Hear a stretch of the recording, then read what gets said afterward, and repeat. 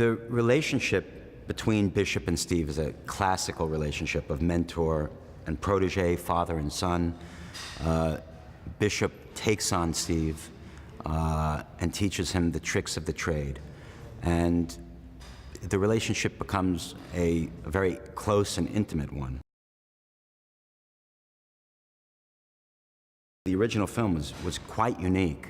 It also had, it was a very moody film, and it had really, I mean, some people liken it to a European film of the same period.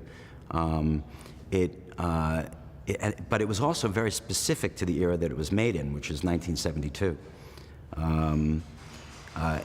And in fact, for us, part of the challenge of making the remake of The Mechanic today in 2009 was the fact that films made in 1972, they relied more on mood and atmosphere and the period.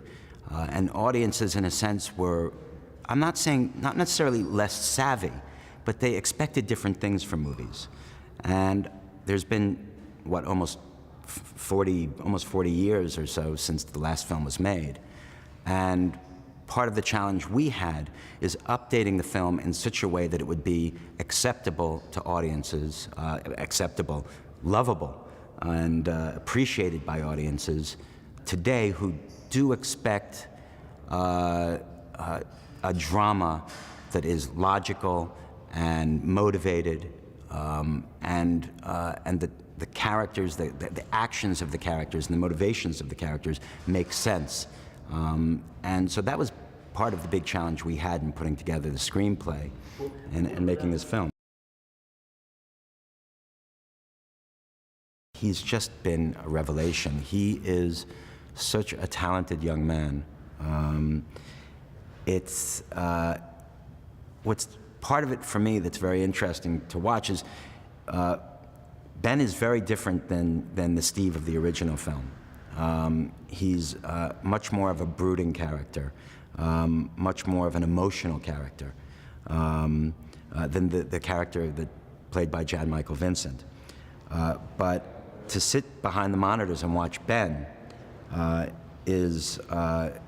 feel that I'm watching a young actor who will be, for many years to come, really one of the top male leading actors. His range as an actor is astounding.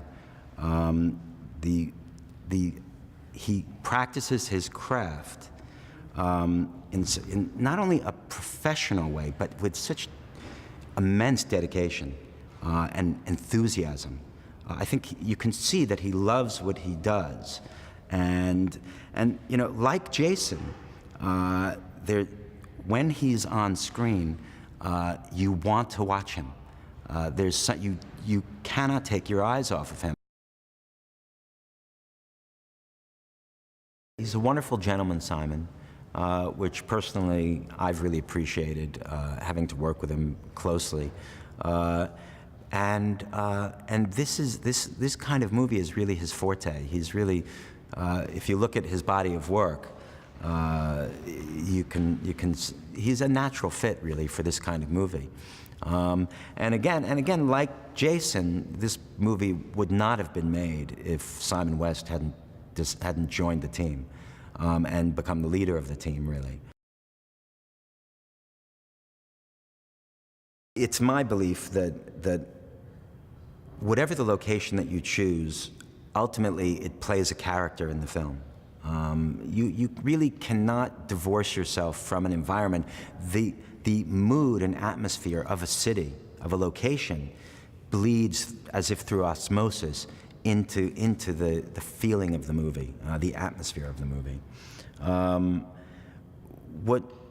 I would say that ultimately the reason we chose New Orleans over another place is that it offered us the ability to make the film have an international feel. I mean, we're in Texas, we are in Chicago, we are in Argentina, we're in New Orleans.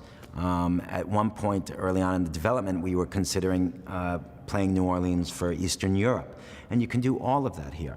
The city has Of course, it's got its classical New Orleans architecture and mood and feel, but since it's such an old town, it has also a great variety of architecture, and so it's part of the reason why not only we, but so many other productions are shooting here, that it offers you a wealth of potential locations.